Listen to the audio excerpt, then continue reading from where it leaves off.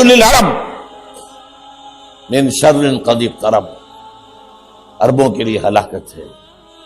عربوں کے لیے بربادی ہے اس شر سے جو قریب آ چکی ہے۔ یہ ایک پوسٹ میری نظر سے بھی گزری جس میں ٹائٹل یہی دیا گیا اور عرب رہنماؤں کی تصویریں لگائی گئی اور کہ بس یہ تو ہلاک ہو گئے، برباد ہو گئے، اور ڈاکٹر صاحب کا وہ جملہ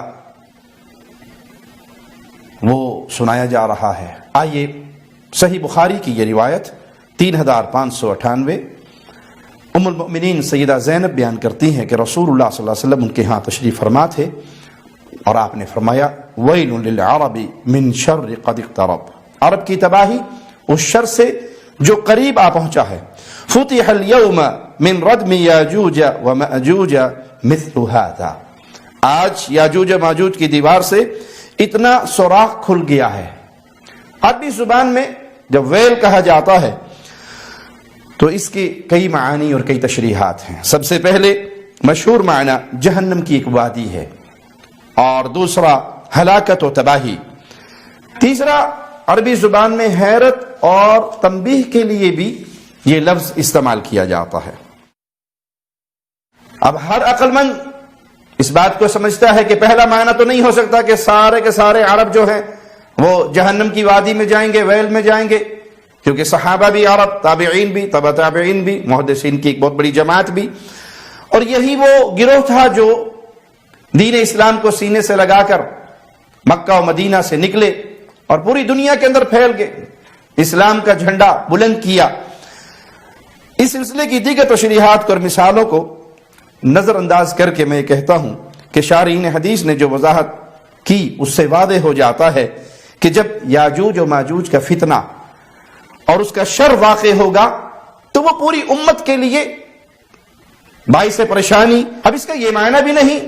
کہ جب یاجوج اور ماجوج کا فتنہ واقع ہوگا تو صرف عرب ہی اس کا شکار ہوں گے یا وہ صرف عربوں پر ہی حملہ آور ہوں گے۔ امام ابن حجر رحمہ اللہ نے اس حدیث کی شرح میں لکھا خص العرب بذلك لأنهم كانوا حينئذ معظم من اسلم، عرب کا ذکر رسول اللہ صلی اللہ علیہ وسلم نے خاص طور پہ کیا کیونکہ اس وقت اسلام قبول کرنے والوں کی اکثریت عرب ہی تھی۔ ایسی صورت میں حدیث کے ایک جملے کو لے کر اس کو عربوں کی تباہی اور بربادی، اب یہ ملک برباد ہو جائے گا اور اب یہ ملک برباد ہو جائے گا اور اب یہ تباہی کے دہانے پر پہنچ گیا اور خود بڑے نیک اور پارسا بن کے بیٹھ جاؤ اور کہو جی چونکہ اللہ کے نبی صلی اللہ علیہ وسلم نے یہ فرمایا تھا، تو آپ نے ایک جملہ کہاں سے لیا جس کی تفصیل کیا ہے اور لا کر کوئی کہیں فٹ کر رہا ہے، کوئی اپنے دل کا بغض نکال رہا ہے، کوئی کسی ملک کے خلاف حسد کی آگ ٹھنڈی کر رہا ہے۔ خاص طور پہ بلاد توحید سعودی عرب کی مخالفت میں آج کل لوگوں کی زبانیں بہت زیادہ تیز ہیں، خنجر سے زیادہ تیز ہیں۔ ایک ہی جملہ کہوں گا جو انشاءاللہ کافی رہے گا، اس بلاد توحید سے دشمنی کی سب سے بڑی وجہ یہاں پر دعوت توحید کا قائم اور دائم ہونا۔ پوری دنیا میں کوئی ایک خطہ دکھا دیجئے اس کے مقابل جہاں پر اسلام کی سب سے پہلی، سب سے بنیادی اور سب سے عظیم بات لا الہ الا اللہ کا قیام ہو۔ کوئی ایک خطہ دکھا دیجئے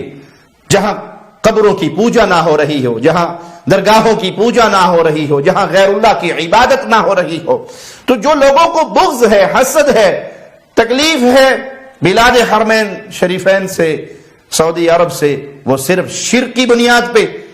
صحابہ دشمنی کی بنیاد پہ کہ دلوں میں صحابہ کی دشمنی ہے، گالی دینے کے لیے ان کے سامنے سعودی عرب ہے اور وہ حدیث کا یہ ایک ٹکڑا لے کر سعودی عرب کو گالی دیتے ہیں۔ اللہ ان کا شر انہی کے اوپر لوٹائے، بلاد حرمین کی حفاظت فرمائے۔